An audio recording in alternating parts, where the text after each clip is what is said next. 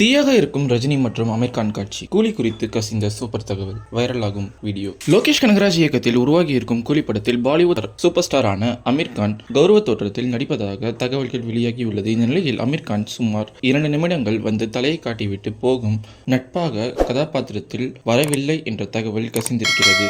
கூலி படத்தில் அமீர் கான்கான 15 நிமிடங்கள் பார்க்கலாமாம். ஆள் பார்க்க கியூட்டாக இருந்தாலும் வில்லத்தனமான கதாபாத்திரத்திலும் அசத்துவார். இந்த நிலையில் கூலியில் சூப்பர் ஸ்டார் ரஜினிகாந்துடன் மோதி இருக்கிறார் அமீர் கான் என்ற தகவல் வெளியாகி இருக்கிறது. இந்த நிலையில் கூலி படத்தில் வரும் சிக்கிடு பாடல் வீடியோ சமீபத்தில் வெளியாகி ரசிகர்கள் மத்தியில் சம வைரலானது.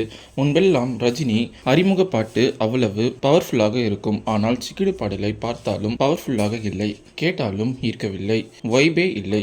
இந்த பாடலில் டி ராஜேந்தர் என்ன செய்கிறார் என்று தெரியவில்லை.